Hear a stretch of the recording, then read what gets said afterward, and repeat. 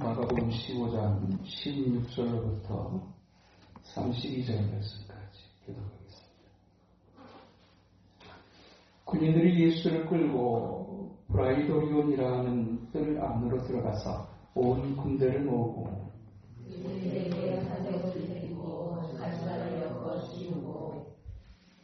격리하여 이르되 유대인의 왕이여 평안할지어다 하고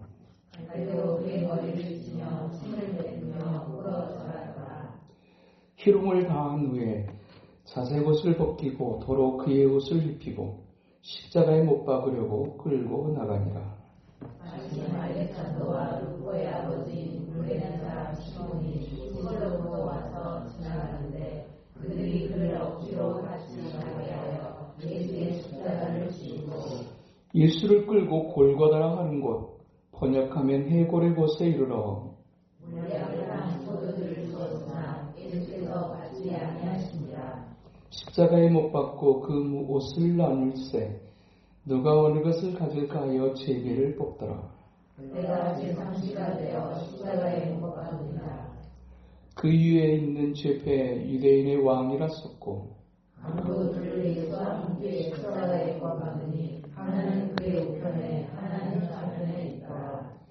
지나가는 자들은 자기 머리를 흔들며 예수를 모욕하여 이르되 아하 성전을 헐고 사흘에 짓는다는 자여 내가 너를 구원하여 십자가에서 내려오라 하고 그와 같이 대제사장들도 서기관들과 함께 희롱하며 서로 말하되 그가 남은 구원하였으되 자기는 구원할 수 없도다.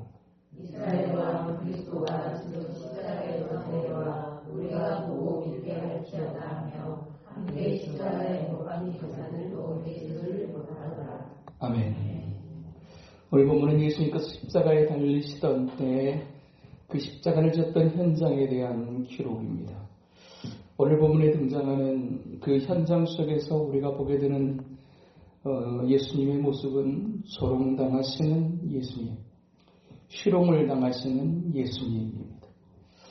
우리가 인생을 살아가면서 당하는 여러 가지 고통 가운데 가장 깊은 상처를 입히는 고통이 있다면 그것은 누군가로부터 조롱을 당하는 고통, 조롱을 당함으로 말미암아서 입는 상처, 뒤에서 은밀하게 이루어지는 희롱과 조롱의 이야기도 우리의 가슴을 찌르고 우리에게 깊은 상처를 남길 수 있지만 그것도 대놓고 희롱하고 대놓고 조롱하는 그런 인생의 순간을 경험한다면 그것은 평생에 잊을 수 없는, 지울 수 없는 상처를 입는 그런 시간이요 장면이라 할 수 있습니다. 오늘 본문에 예수님께서 당하셨던 그 조롱이 오늘 본문에 아주 구체적으로 기록되어져 있습니다. 평소에 자신을 하나님의 아들이라 왕이라 그렇게 말씀하셨던 분이 힘없이 잡히시고 그리고 결박을 당하여 죽음을 기다리고 있는 상황 속에 놓여졌을 때 예수님을 향해서 환호했던 사람들도 많이 있었지만 예수님을 시기하고 미워하는 사람들도 적지 않게 많이 있었습니다. 특별하게 종교 지도자들의 시기와 질투는 예수님을 끝까지 죽음의 자리까지 내몰 정도로 극한 것이었기에 예수님을 미워했던 사람들의 입장에서 예수님의 그 조롱당하는 그 수치의 순간은 말할 수 없는 쾌감을 느끼는 그런 환희의 순간이라고 할 수 있었을 것입니다. 그렇게 조롱당하는 예수님의 모습 속에서 특별하게 오늘 본문에는 로마의 군인들로부터 희롱을 당하는 예수님의 모습이 기록되어져 있습니다. 그냥 가장 쉬운 편으로 얘기하면 그들에게는 어떤 죄책감도 없습니다. 그리고 어떤 조심성도 없습니다. 그냥 쉽게 이겁니다. 네가 유대인의 왕이라며? 네가 왕이라며?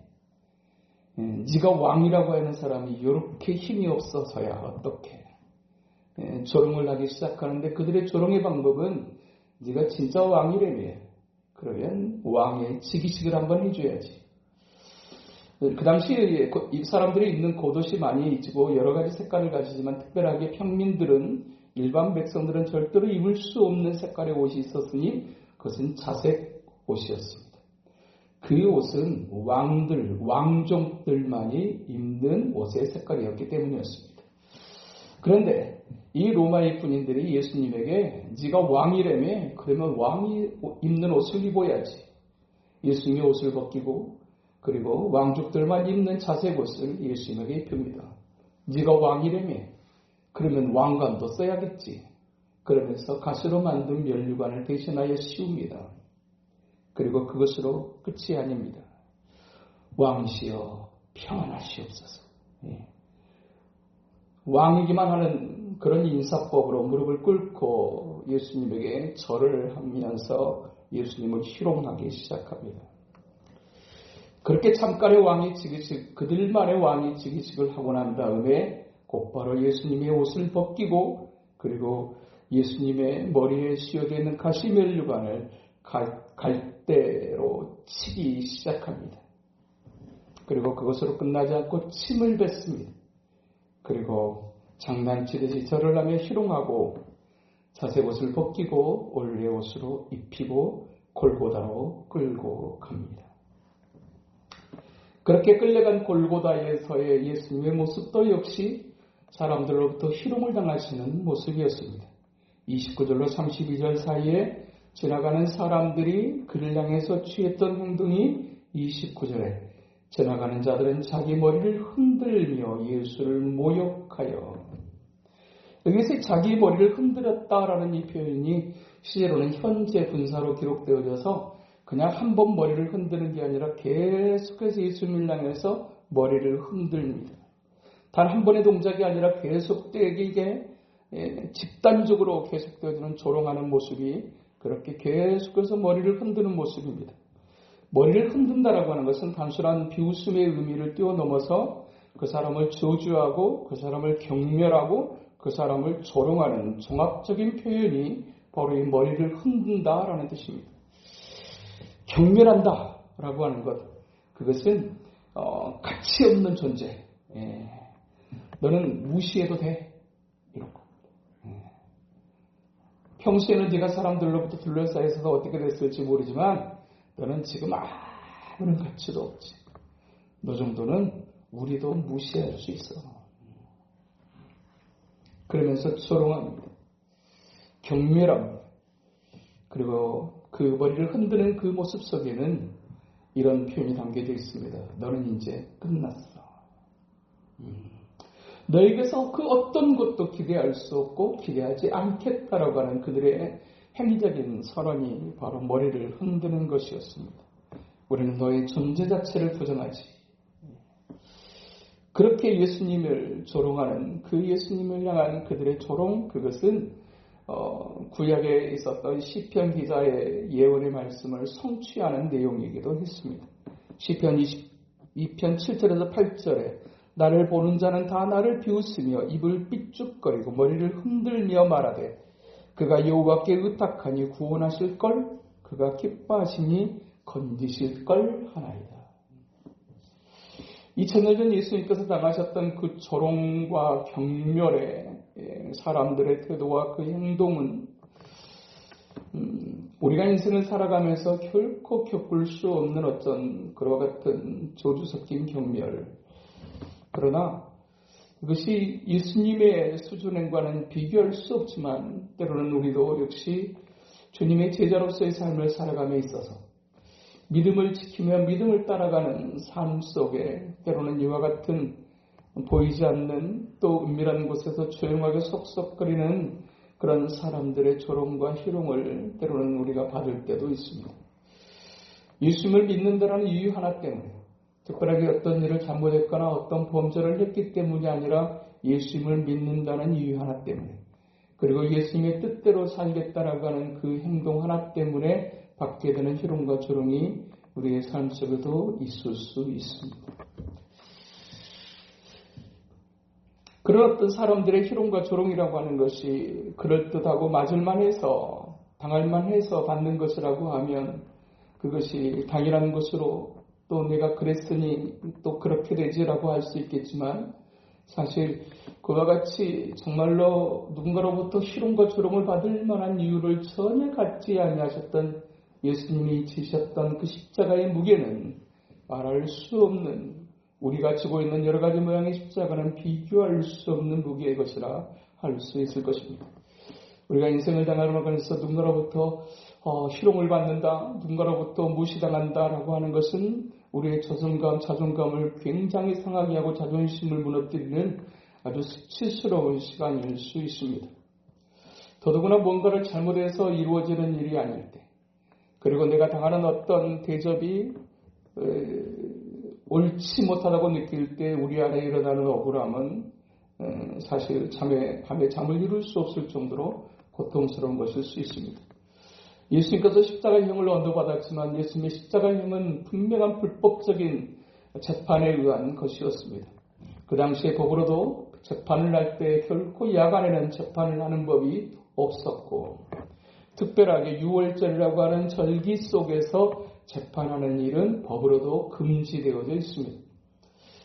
법으로 할 수 없는, 해서는 안 되는 불법적인 재판이 야간에 진행되어지고 절기 속에 진행되어지고, 그리고 그렇게 아무리 법적으로 이렇게 어수룩했던 때라도 누군가를 사형하는 언도를 내릴 때는 반드시 적어도 재심이라고 하는 단계를 거쳐야 했지만, 예수님의 십자가의 사형 언도는 재심도 없이 단번에 이루어진 그런 재판 사형 언도였습니다. 내가 이런 사형을 당할 정도의 죄를 지지 않았는데, 내가 그렇게 행한 적이 없는데 라고 하는 그런 억울함으로 가득했던 그 재판이 예수님께서 받으셨던 재판이었습니다. 억울한 일 앞에 우리는 견디지 못합니다. 누군가가 나를 무시하는 것도 견딜 수 없지만, 억울하게 내가 하지도 않았는데도 불구하고 어떤 일이 행해진 것처럼 무엇인가에 의해서 조장되어져서 진행되어지고 있다고 하게 될 때 우리는 말할 수 없는 몸부림을 할 수밖에 없을 것입니다. 그러나 예수님께서 하셨던 반응은 침묵이었습니다. 침묵. 아니, 바보십니까? 아니, 왜 그렇고 계십니까? 어쩌면 예수님을 따르던 사람들조차도 예수님을 향해서 그렇게 질문하고 싶었을 겁니다. 예수님, 왜 그렇게 당하고만 계십니까?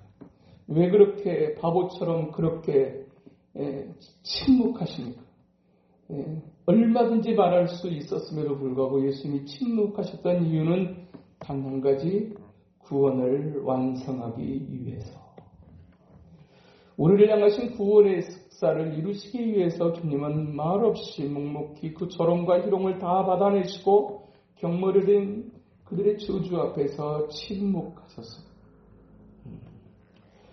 작은 일 하나에도 가만히 있을 수 없는 우리의 모습과 조금만 억울해도 견디지 못하는 우리의 모습과는 너무나 다르고, 때로는 우리가 순수한 영혼을 향한 구원의 열망으로 누군가를 향해서 나가다가 때로는 이와 같은 조롱을 받을 수도 있고, 이런 억울함의 순간들을 경험할 수 있을 때, 그때 우리 안에 느끼는 그 모멸감이라고 하는 것은 말할 수 없을 것입니다.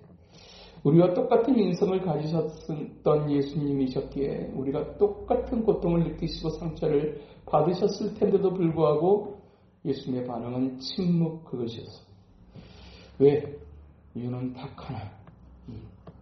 이 시간을 견뎌야 내가 너를 구원할 수 있게, 한 생명을 살리고 한 생명의 구원의 역사로 이루기 위해서 예수님께서 감수하셨던 이 희롱과 조롱 섞인 경멸 앞에 예수님의 침묵하는 모습은 우리에게 맡겨준 한 생명을 예수 그리스도 앞으로 이끄는 과정 속에서 우리가 때로는 의도치 않는, 생각하지도 못했던 어떤 그런 모멸감을 느끼게 될 때, 또 하나님의 기뻐하시는 대로 살고자 하는데 때로는 찾아오는 생각지도 못했던 억울함 앞에 우리가 어떻게 바르가는 삶을 살아가야 될 것인가라고 하는 부분에 관한 교훈을 우리가 이 밤에 새기게 되어지는 것입니다. 그렇게 억울한 재판이 진행되는 과정 속에 예수님께서 당하셨던 고통은 말할 수 없는, 밤새도록 불법적인 재판이 이루어지고 사형이 언도되어지는 순간에 로마의 군인들에 의해서 이제 아주 강력한 채찍을 맞게 되어지는데, 가죽 채찍에 박힌 뿔 그리고 유리 조각, 철 조각이 가득한 가죽 채찍에 형을 받은 언도되어진 사람은 채찍에 맞게 되어지는데 그 채찍은 우리의 상상을 초월하는 채찍입니다. 한 번씩 휘둘릴 때마다 살점이 패이고 때로는 1kg씩 2kg씩 살점이 떨어져 나가서 어떤 사람은 십자가의 형을 언도받고 십자가의 형에 처해지기 전에 그 채찍에 맞아서 죽는 사람들도 부지기수로 많을 정도로 강력한 채찍이었습니다. 그렇게 강력한 채찍을 맞으시고 이제 무게로 친다면 30kg에서 50kg 되어지는 십자가의 가로대를 직접 치고 골고다로 오르시긴 했던 예수님. 쓰러지실 수밖에 없었습니다. 그 십자가를 그 30kg, 50kg 되어지는 그 무게의 십자가의 가로대를 온전하게 지고 가실 수 없을 정도로 예수님의 상태는 말이 아니었습니다. 그때 로마의 군인들에 의해서 십자가가 다른 사람에게 넘겨지게 되는데 그 십자가를 졌던 사람의 이름이 오늘 본문에서는 알렉산드와 루포의 아버지인 구레네 사람 시몬이었다라고 이야기합니다. 구레네 사람 시몬의 입장에서 본다고 하게 되게 될 때 이 예수님이 지었던 이 십자가의 가로대를 짓는 것은 굉장히 당황스럽고 고통스럽고 억울한 일이었을 것입니다. 내가 왜? 그러나 그 당시에 형을 집행하는 로마의 군사에게는 그 형을 집행하는 그 과정 속에서 져야 되는 그 십자가의 가로목을 누군가에게 지울 수 있는 권세가 주어져 있었던 까닭이에요. 로마의 군인들에 의해서 지워졌던 그 십자가의 가로목은 오롯이 구레네 사람 시몬이 질 수밖에 없었습니다. 그 시몬이 졌던 그 십자가의 가로대를 지고 가면서 이 시몬이 들었던 생각은 어떤 것이었을까? 내가 도대체 왜? 내가 왜? 내가 어쩌다가? 어쩌면 골고다까지 올라가는 내내 이 시몬은 그렇게 스스로를 향해서 독백을 그렇게 했었을지 모릅니다. 내가 도대체 왜?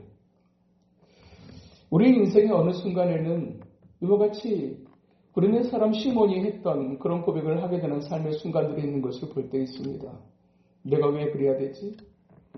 내가 왜 그 무거운 것을 내가 혼자 져야 되는 거지? 도대체 내가 왜? 세상의 표현이면 운이 없어서라고 말하겠지만 신앙 안에서 믿음의 삶을 살아가는 삶의 여정 속에 우리는 때로 그와 같은 구레네 사람 시몬의 심정이 되어지는 순간들이 있을 수 있습니다. 내가 왜 그래야 되는지, 나만 왜 억울하게, 나만 왜 그래야 되는지. 예수가 그리스도인 것에 대해서 전혀 알지 못했던, 그냥 구경하며 있다가 갑자기 엄격결에 십자가의 가로목을 져야 했던 구레네 사람의 이 탄식은 우리의 탄식일 때가 있습니다. 그런데 생각지도 못한 때 억지로 지게 됐던 십자가, 그냥 그 사실 하나로만, 그냥 그 현장에서 끝난 것으로만 본다고 하게 되면 도대체 이게 뭔가 싶은 인생의 순간, 그리고 이게 도대체 내게 무슨 의미가 있으며 무슨 유익이 될까라고 스스로 질문하게 되는 인생의 순간, 그냥 억울하기만 하고 그냥 무겁기만 하고 그냥 창피하기만 하고 그렇게 느껴지는 그런 억지로 십자가를 지는 것 같은 그 느낌이 드는 인생의 순간들, 그 순간에는 아무리 생각해도 이해할 수가 없었을 겁니다. 우리 인생의 시간 속에는 그런 시간들이 여전히 존재합니다. 아직도 알지 못하겠는 시간들, 그런 시간이 우리에게는 존재할 수 있다는 얘기입니다. 그런데 그 이해할 수 없는 그 시간들이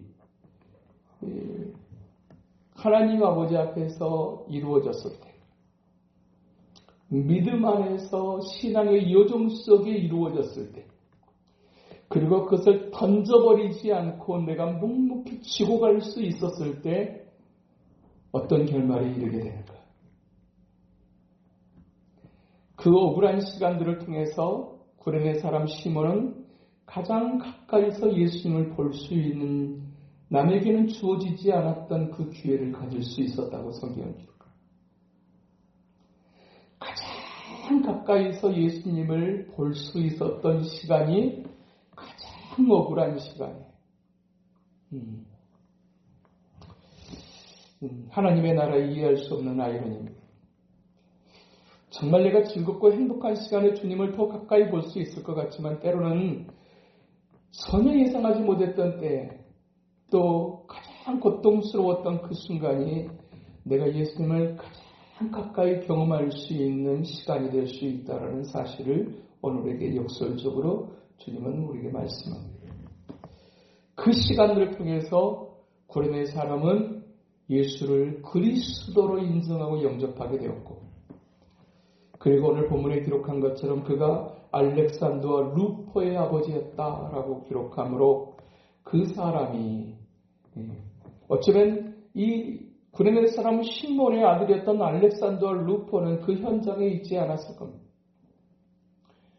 전혀 그 자녀들 입장에서는 아버지가 당했던 어떤 일이었을 거예요. 우리 아버지가 갑자기 그랬다던데 라고 했던 해프닝일 수밖에 없었던 처럼 느껴졌던 그 일로 인해서 그의 온 가족이 예수를 그리스도로 영접하게 됩니다. 그리고 나중에 시간이 지나고 나서 보니 그 억지로 십자가를 졌던 구레네 사람 시몬은 기독교 역사 속에 스페인의 감독이 되었다고 기록되어지고, 그리고 그의 아들이었던 알렉산더와 루포는 초대교회의 가장 중요한 역할을 감당했던 감독들, 그러니까 요즘으로 말하면 목사님들이 되었고, 그리고 시몬의 아내, 그리고 알렉산더 루포의 어머니였던 그 사람은 사도 바울이 썼던 편지 로마서에 이렇게 기록됩니다. 주 안에서 택하심을 입은 루포와 그의 어머니에게 문안하라. 그의 어머니는 곧 내 어머니니라. 사도 바울에게 있어서 내 어머니라고 인정받을 정도로 신실한 믿음의 삶을 살았다. 억지로 졌던 그 십자가, 그냥 힘들기만 하고 고단하기만 했던 그 잠깐의 십자가를 던져버리지 않고 묵묵히 졌던 그 결과가 온 집안을 구원의 자리로, 구원으로 이끌 뿐만 아니라 하나님 앞에 쓰임받는 집안 전체가 되겠다라고 성경을 기록하고 있습니다. 한 영혼을 구원의 자리에 이르게 하기까지 예수님께서 당하셨던 그 온갖 희롱과 조롱과 저주와 경멸, 우리 신앙길에도 때로는 맞아야 되고 때로는 겪어야만 하는, 전혀 예기치 못하고 의도치 않고 생각지도 못했던 당황스러운 인생의 순간이 존재하고, 그리고 때로는 억울함으로 가득한 나만 왜 지는가, 내가 왜 그래야만 하는가.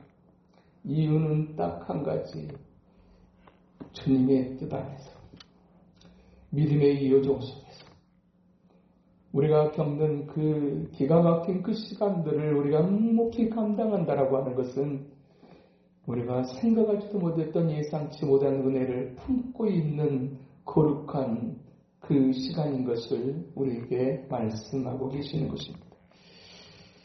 2000년 전 예수님께서 하셨던 십자가의 고통과 저주와 희롱과는 비교할 수 없지만, 그러나 이 시대를 살아가는 모든 그리스도인의 삶은 또한 십자가를 지는 삶이라 할 수 있습니다. 때로는 내가 자원하여 지는 십자가도 있지만, 때로는 생각하지도 못했던 십자가, 무겁기만 한 십자가, 때로는 억울하고 외롭기만 한 십자가, 때로는 창피하기까지 한 십자가가 우리의 삶에 주어질 수 있습니다. 그러나 이해할 수 없는 십자가라도 우리가 묵묵히 감당하게 되게 될 때, 그 감당하는 그 시간들 속에 주님께서 담아놓으신 상상할 수 없는 놀라운 은혜들이 있음을 구레네 사람 시몬을 통해서 우리에게 말씀하고 계시는 것입니다. 2000년 전 딱 한 가지 이유, 내가 너를 살릴 수만 있다니, 내가 너를 건질 수만 있다니, 기꺼이 그 수치와 그 경멸을 다 묵묵히 받으시고 감당하심으로 그 한 생명의 역사를, 내 생명을 구원하는 역사를 이루셨던 것처럼, 또한 우리가 주님 앞에 십자가의 길을 걸어간다라고 하는 것이 때로는 말할 수 없는 고통스러운 시간일 수 있어도 이 시간이 결코 무의로 끝나게 하지 않으신다. 오늘 당장 내가 기대했던 시간에 기대했던 모습으로 나타나지 않을 수도 있습니다. 말씀드렸던 것처럼 괴뢰의 그 240년 동안의 그 핍박의 시간 속에서 지하의 동굴에서 생활을 했던 그런 동굴이 튀르키예 안에 200개가 넘는답니다. 그 안에서 촉히 2만 명 정도의 사람이 살 수 있었던 그 많은 사람들이 지하에서 10년, 20년이 아니라 100년, 200년을 넘어 240여 년. 콘스탄틴 대제에 의해서 기독교가 종교로 공인되어지는 그 순간까지 그 지하의 동굴에서의 생활을 기꺼이 감수했던 하나님의 사람들이죠. 어쩌면 그들의 삶 속에서 유일한 기대는 예수 그리스도 그리고 죽음 위에 천국이었을 겁니다. 도대체 우리는 언제쯤 이곳에서 벗어나 햇빛을 보며 하나님을 예배할 수 있을까?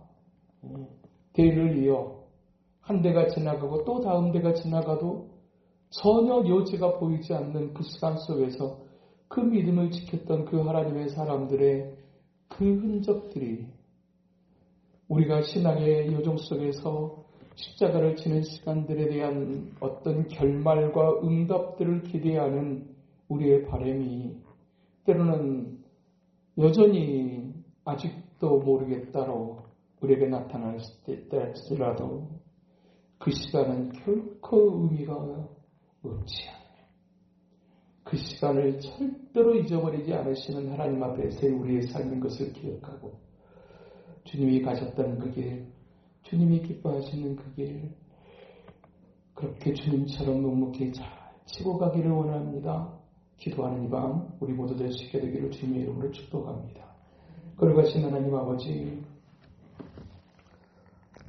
주님을 따라간다는 것이 주님이 기뻐하시는 믿음을 지키며 믿음을 따라간다고 하는 것이 때로는 말할 수 없는 고통이요, 수치요, 부끄러움이며 아픔이며 억울함이며 외로움일지라도 그 시간의 이유가 딱 한 가지, 생명을 구원하기 위해서. 또한 그 주님의 그 침묵이 우리에게 생명의 꽃으로 표현할 수 있었던 것처럼 우리에게 맡겨진 십자가도 또한 우리가 때로는 억울한 십자가라도 묵묵히 지고 가게 될 때 우리에게 어떤 생명의 역사를 준비하고 계시는지 우리가 알 수 없으나 2000년 구레네 시몬의 그 엎드러진 십자가 속에도 놀라운 은혜를 예비하셨던 것처럼 그 주님의 일들은 오늘도 동일하게 우리의 삶 속에 이어져 간다고 말씀하시는 하나님 아버지, 오늘도 주시는 이 말씀 깊이 새겨 주님이 기뻐하시는 그 길 잘 걸어갈 수 있는 우리가 될 수만 있도록 주님 도와주시옵소서. 예수님 이름으로 기도하옵나이다. 아멘.